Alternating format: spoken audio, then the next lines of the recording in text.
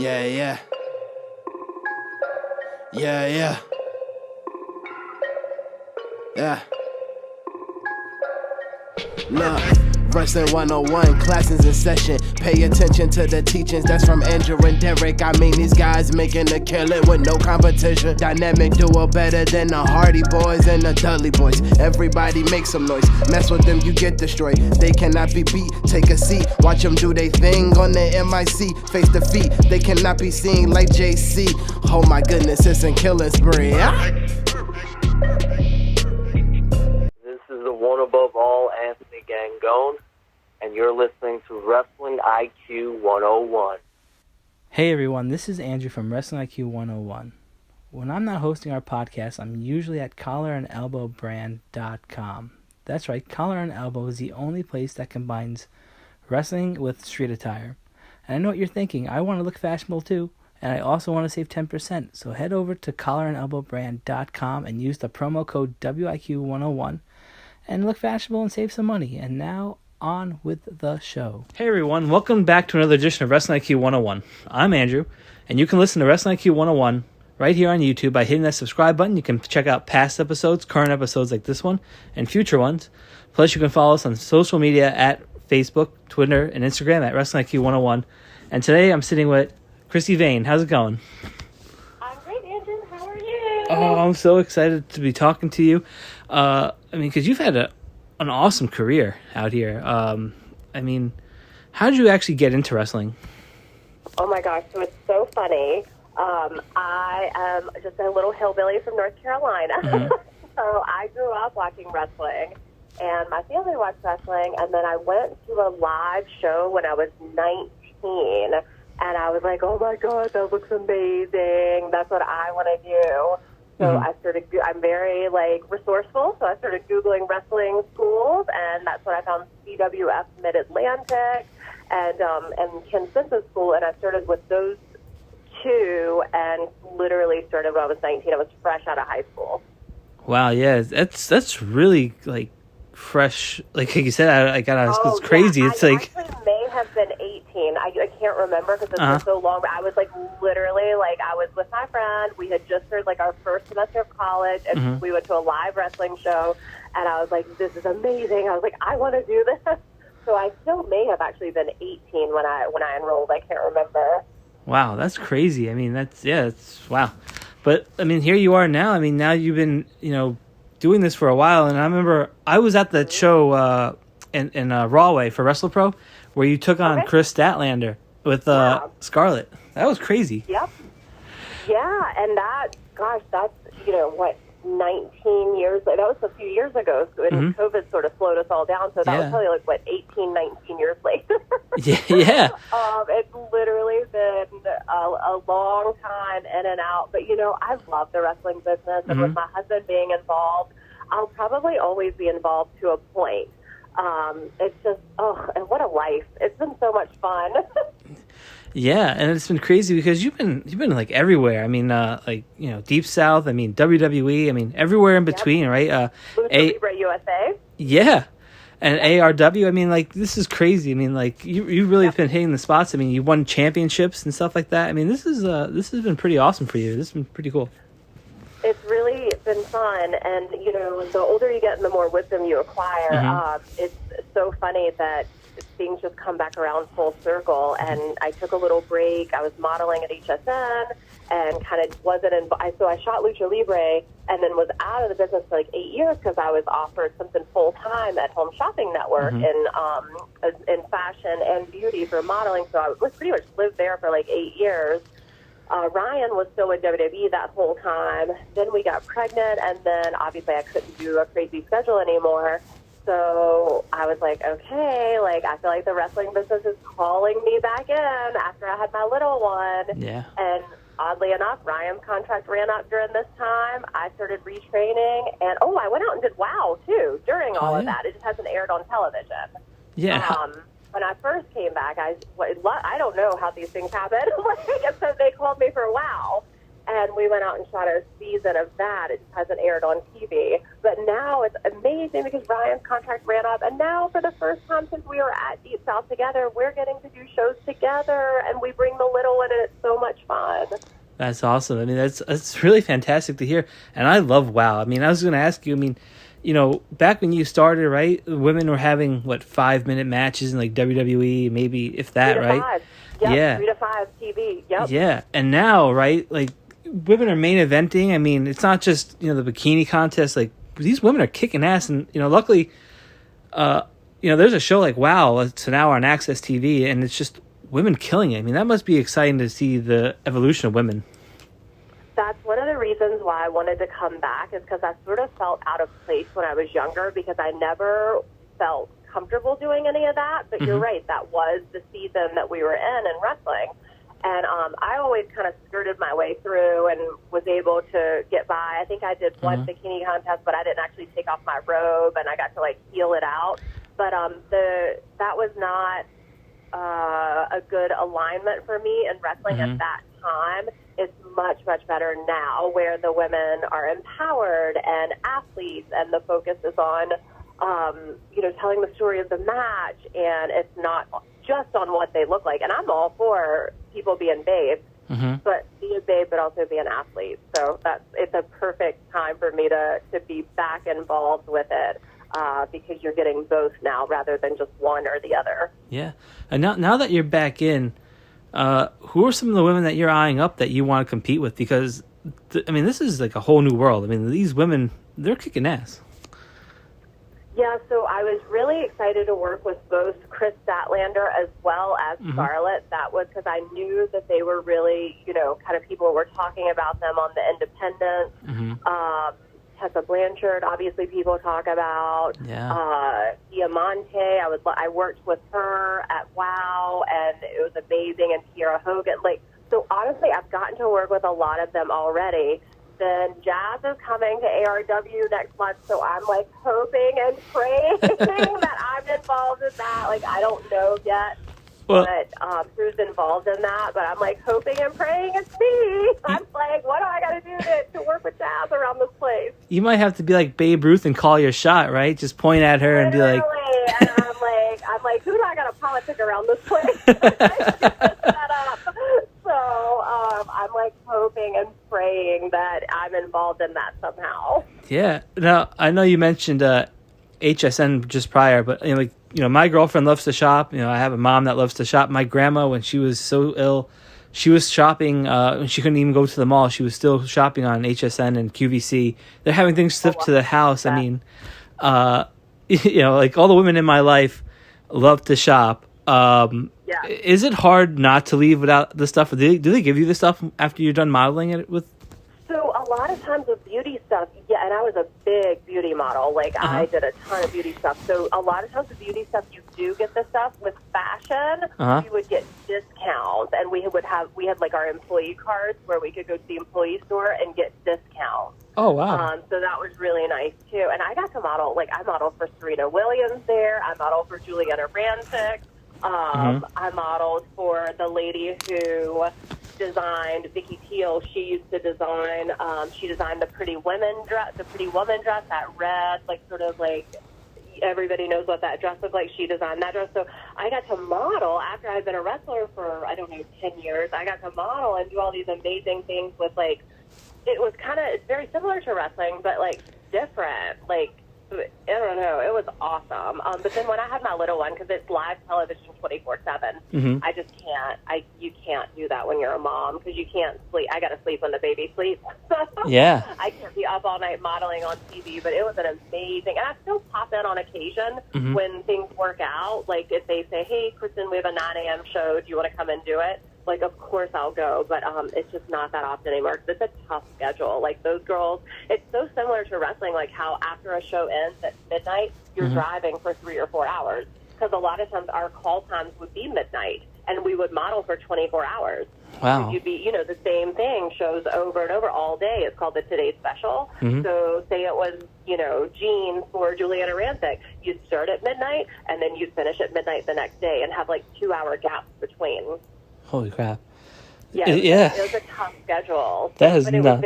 I was kind of used to it with wrestling because we'd be out late wrestling, Sure. and then you'd have to drive 4 hours. So it was like a very similar world for me as far as that transition. Yeah. Now, on the road, you know, people always like tell me like their favorite places to stop. You know, people out here in Jersey love to go to Wawa. I mean, even in Florida, some people like that. Is there a certain spot that you have to go to after a show or a certain meal? Oh, me and Amber, so, you know, Amber O'Neill, my partner, Krispy Kreme. Every time we could find a damn Krispy Kreme, we would find it and Really? feed me the cream-filled donuts while I drove. Really? That's friendship. Yes. That is a true friendship. That's a true friend, you know. We were just talking about that the other day, and I was like, girl, because I took my little one to get Krispy Kreme, and I told her, I was like, girl, Krispy Kreme reminds me of you and all the years we spent on the road, and how you would feed me Krispy Kreme when I was driving at 2 o'clock in the morning. That is ridiculous. You know, and you know that's a good friend when they're not eating the Krispy Kreme, they're giving it to you. So that's a keeper. She was eating too, but for some reason I didn't think I could drive and eat at the same time, so she would just feed them to me. That is crazy. That is a fantastic tidbit. But yeah. So now we know that you like Krispy Kreme. That's my favorite, actually. Really, that's awesome. That's hilarious. Is there things that you like to do outside of wrestling that people be like surprised about? Do you have a favorite show or a favorite movie or favorite band?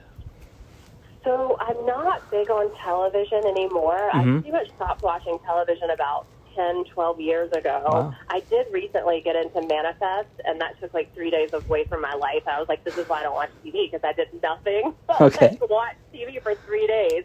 But I'm actually deeply involved in spirituality, and I love tarot cards, and I do readings, and I'm an energy healer as well. So I got all that training after I left WWE and kind of fell into like a spiritual circle. And so that's sort of my life when we're not kind of traveling and entertaining. And I also love beauty. I'm also a medical esthetician as well. So wow, that's awesome. You're combining all these different things that really have been keeping you busy. And I like the fact that I was watching some of your stuff on YouTube. You actually interviewed some psychics and some psychic mediums. And how is it just the tarot cards, or like how does that work? Because I'm really interested in that. So I have always had a knack for knowing things. I would say that I had a lot of ghostly experiences growing up. Really? And even when Ryan and I met, we had a lot of sort of like ghostly experiences together. And as the years have gone by, because I fell into that spiritual circle, they sort of taught me how to hone that. And just certain things, you know, you get quiet enough and you cut out all the garbage, like, you know, too much TV or too much activity or too much like whatever, and then you can really start to hear spirit talk. And so now it literally like just comes in through my right ear, and I don't have any control over how it happens or when it happens, but they'll just say, and I call it they because I don't have a better word for it. They'll just say, oh, this is going to happen, or this happened, or you need to watch out for this. Or like the other day, I was driving on the highway with my kid, and I had already been feeling some type of way about my tires. I had taken my tires and gotten them checked because I was feeling some type of weird way about my tires. They found nothing.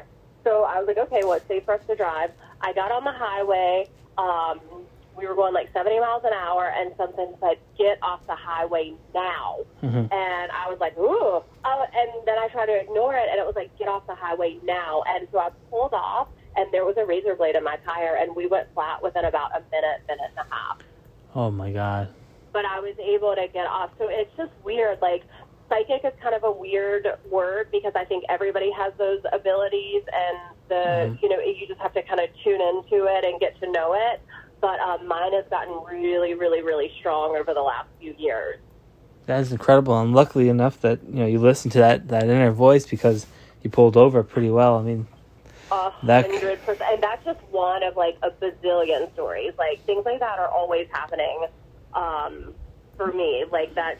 And, you know, I think that was a big reason why things didn't, like, WWE was, like, a hard place for me to be because I was so young. I had no, like, mental training, and I think that I've been sort of empathic and intuitive and could feel other people's feelings for so long. And when you're that young and you don't have like the mental training for it, it can actually like eat you up and spit you out. So I thought at the time that I was dealing with like major depression and major anxiety, and I was taking a lot of like, I had a prescription, but I was taking a lot of pills to try to dim that.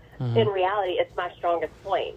I just had to learn how to tune it and learn how to not pick up on negative vibrations of people's negativity or their negative even thoughts towards me. And then now I just use it to my advantage. But I think that was really a huge part of my downfall in WWE, and the reason why I quit, because I was so depressed and having such bad anxiety attacks, because I think I was picking up on everything around me and I didn't know how to handle it.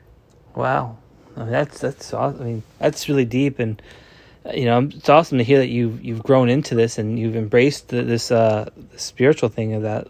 I mean, that's awesome. Well, it's just like anything; it has to be trained. I mean, when you're an athlete, you train. When you're an intuitive or a psychic, you train. Like everything has to be like, you have to train your body how to accept it and do it and whatever. And I had so much coming at me then, and didn't know how to protect myself from negative energies or negative people, or it was just crazy. So now that I know how to do that, I literally don't have any issues and problems at all. Like when I went to Lucha Libre, it was amazing. When I went to WOW, it was amazing. The 8 years I was at HSN was amazing. It was just a little wobbly, my first big job outside of high school with WWE, because I just didn't know how to handle so much energy coming from different people, places, things. I had never been around anything like that before. Yeah. And high-level success brings high-level stress. That's true, yeah. I mean... So people are very stressed out that work in these very high-level places. And when you are an empath, you just take on all that. But yeah, that doesn't happen to me anymore. That hasn't happened in like 10-plus years. Oh, that's amazing. And I was going to ask you, how was it to be a part of SmackDown? Because it was such a brief time, but I remember, you did some cool things. I mean, you got to beat up Tori Wilson. You got to be on the show. I mean, that's pretty awesome. Yeah, and what's crazy is I'm in their alumni, and they still mention me sometimes, and I'm like, that is so nice that they even do that. Yeah. I was there for like a hot second. So I had no idea I was going to TV. I was like incredibly depressed because they had basically just told me that they didn't know when I was going to go to TV. So to me at that time meant never, rather than me just relaxing into it and just being like, I'm having a great time in developmental. Like, let me just enjoy this. I was like putting these crazy parameters on myself, thinking like, oh, I have to make it to TV by a certain time, and if not, I'm a loser and a failure. And that's just not the truth, because here I am now at 40 years old, and I'm like killing the game. And when I was 25, I thought I was running out of time. That's crazy. So it's just crazy, like how when you're young, and this is like one thing that's really important to me, and I want to start doing mentoring for like not just young girls in the wrestling business, but young girls in general, and teaching them, like, if they didn't have, like, a strong woman to talk to or a strong person to talk to, like, I want to be that person, because I really wish I would have had somebody to talk to when I was in WWE, because then maybe things would have been differently. But you're surrounded by men. You don't have anybody to talk to. So it was amazing. The few weeks that I was up there, Tori is amazing. She's so stinking sweet. And Victoria was amazing, and she's so stinking sweet. But, yeah, I just had so many demons, I didn't make it very long. And I asked for my release because in my mind I was getting picked on. Maybe I was, maybe I wasn't. Who knows? Because I was so mentally gone when you're taking 15 Xanaxes a day. So I don't know if I was, or I really don't, like, now that I'm completely clear. But developmental was awesome. That was quite the experience with Deep South. And then we opened up SCW in Tampa. That was amazing. I got to bring the Bellas in and, like, help them find their place to live. And I got to be, like, their little guardian. So it was a really, like, especially looking back, like, when you're in the moment, you're like, oh, my gosh, there's this and there's that. But, like, looking back, like, what an amazing experience to have being such a young kid. And I do wish that some things had been different. I really do, because I never got, like, my big chance on TV. But I've had a great career and a great life, so I can't really complain too much. Yeah, it sounds like it, and that's awesome, because I mean, look at half of all the people that try to become wrestlers or are becoming wrestlers. they never get to make it to the big time. You got to make it so young, and that's pretty awesome. And you're still killing it, and you're still doing. I mean, like you said, I mean, you're trying to call your shot with a match with Jazz. I mean, it's kind of awesome that you're still trying to get in the ring with some of these impressive women. So. And I love the business. So like I was watching Jazz matches like this week when I was on the treadmill, and I can't watch wrestling at night. I get too excited. Oh yeah. It like has to be during the day. Like I'm watching like Jazz matches, like hoping and praying and like trying to manifest that it's me working with her.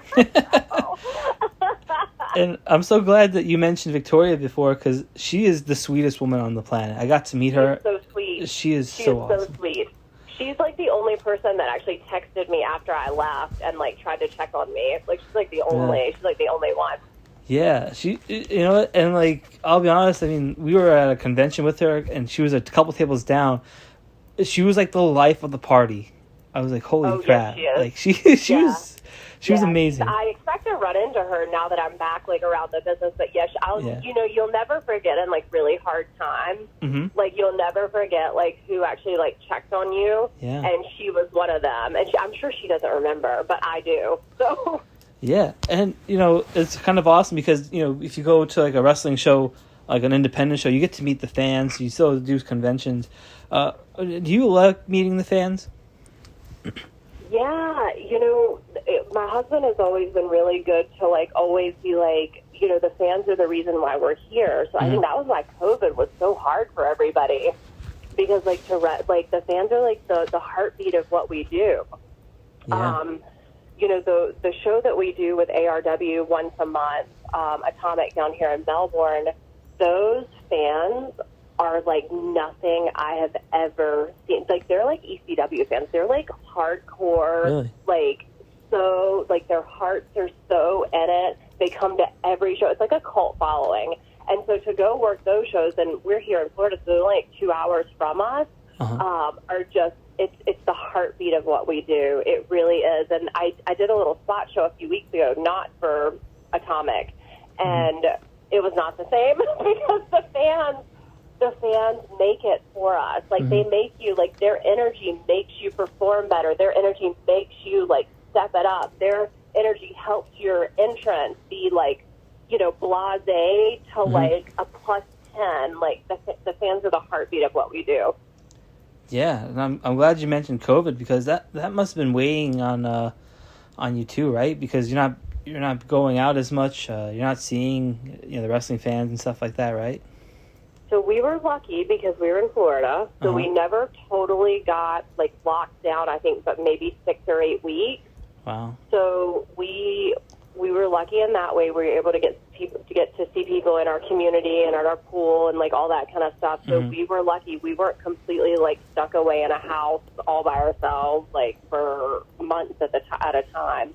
But yeah, it was tough, and I can't even imagine. I know the WWE people are so excited to be going back and doing live tours again, because like it's not the same working in front of television monitors as it is like the energy of a live crowd. Yeah, and I've noticed that too, because here in Jersey last spring and last summer, they would have social distancing shows outside, and it's not the same, right? I mean, you like to be sitting next to your neighbor and cheering and hollering and yeah, not the same. Yeah, it was. I think it's really taught everybody to be like super appreciative of human life and community and the human experience. At least that's what we've been focusing on. I know not everybody's there, but yeah. So I think we were able to have. I think when we first started taking Atomic shows, thank God, again, we didn't ever get completely shut down, but for like a month or two, I think there was maybe like 100 people allowed. And then now I think we're up to like 300 or something like that. And just to have that many is like amazing because you feed off of their energy. Yeah, that's amazing. I mean, hopefully it just keeps growing and growing. 100%. That's what we're hoping. Yeah. I know that you did some stuff for WoW. I mean, you alluded to it earlier. And I love that they call their wrestlers superheroes. Because I feel like that's a great moniker, because, I mean, you're not just a wrestler. You're not just a model. You're a mom. How has that experience been for you? Oh, my God. WoW was so fun. So I got to go out there with Amber. We roomed for a week. Like, it was so fun.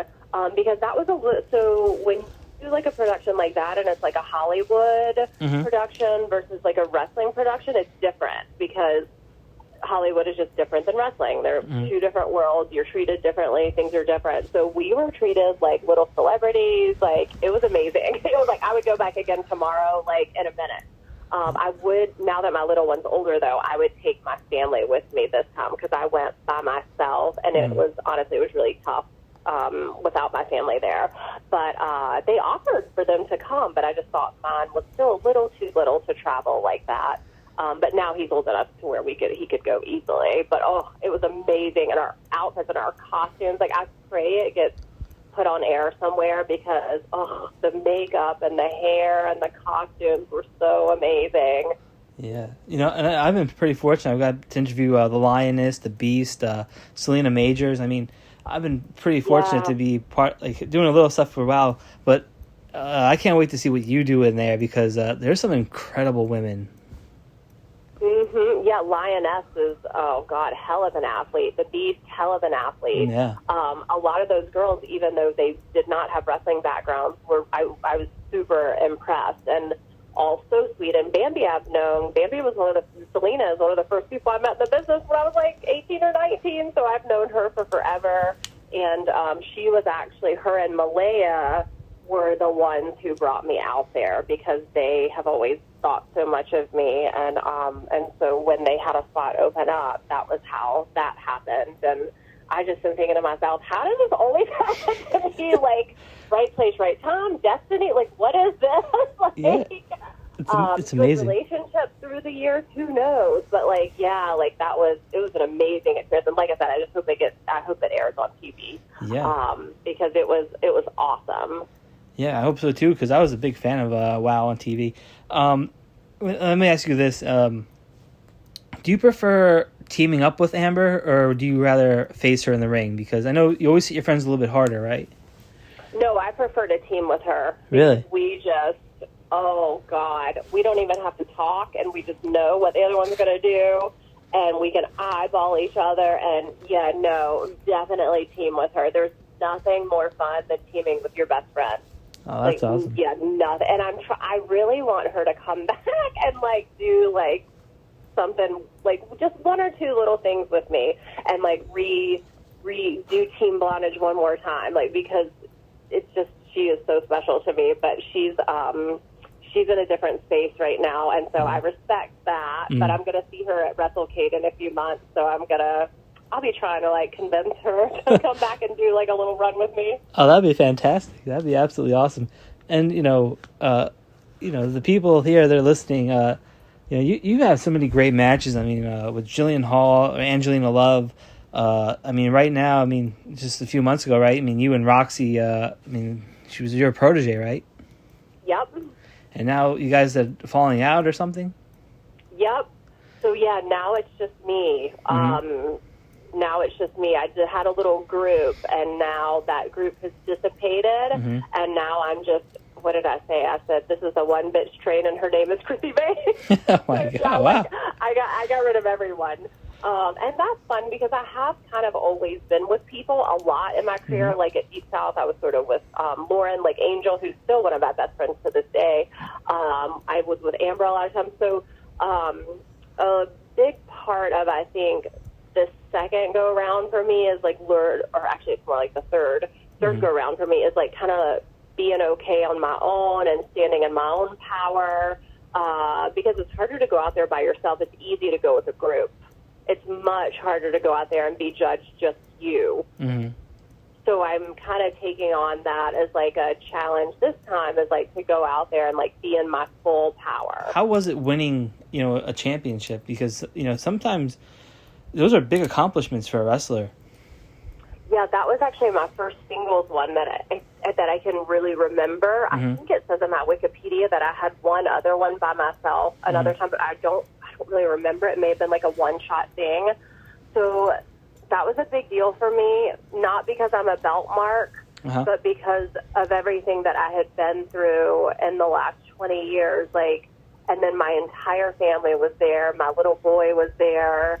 I gained 65 pounds when I was pregnant. So to even get down to a weight where I was back in shape and like looking more to, that was like a huge feat. Then I battled postpartum depression hugely for like a couple of years. And so that was a very emotional night for me. And just because I was by myself with the baby for the first year. I have no family here. Ryan was on the road still all the time with WWE.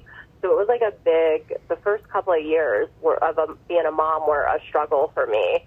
And now we're in a great group, but it was just sort of like, that was sort of like the pinnacle of like everything that I had been through in the past few years. And then to get to be a champion again, like I know it's, the promoter decides that and it's like storyline and like I wasn't really the champion, but like to me I had beat so much in the past few years and just continue to persevere and to have my family there that night. And it was awesome. Like it was amazing. And I'm thankful to Alex and to ARW for like believing in someone, because I had another promoter say to me, well, like, I know you're good and everything and you have stuff to offer, but like we have to put you'll never be in the running for like a belt. Like you'll just always kind of be there to help the young girls. And I'm like, what is that supposed to mean? I'm like, what? So for ARW to value me the way that they do and put that amount of trust in me was huge for me, especially at the time, because again, I was just coming out of postpartum. I had to lose a ton of weight to get back into ring shape. So there was like a lot going on, and it was amazing to have my family there. Yeah, I'm sorry they said that to you, but it's amazing that you proved them wrong and you're continuing to prove them wrong, because I think, somebody with so much experience is such an asset to a company. And I'm glad that you're winning championships. I'm glad that you're getting out there. The fans are seeing you again. And I think it's great. And I'm really happy for you. You sound like you have such a happy life. You got a beautiful family and career. So I mean, if we have J-Lo on the pole at the Super Bowl at 50, and we have Shakira at like 43 doing the same thing at the Super Bowl, the ageism is dead. So I thought that was like a very like old school like mentality. I was like, don't you know we have things now where none of us ever have to look our age, so we all still look 28? Like, don't you know? Like, did you not see J-Lo at the Super Bowl? So I thought it was like a very old school mentality. But then I've been around the business so long. I mean, I've had crazy things said to me through the years that I was like, okay, well, moving on. I just will go where I'm valued, Yeah, and I feel like it's women hear a lot worse things than men, I feel. And it's kind of, I feel like that just makes you more callous and more, driven to do better things. So yeah, I don't get like that anymore. I used to when I was in my 20s. But now I'm just like onward and upward. Somebody might hurt my feelings. I have like a 24-hour limit. I'm like, okay, my feelings will be hurt for like 24 hours.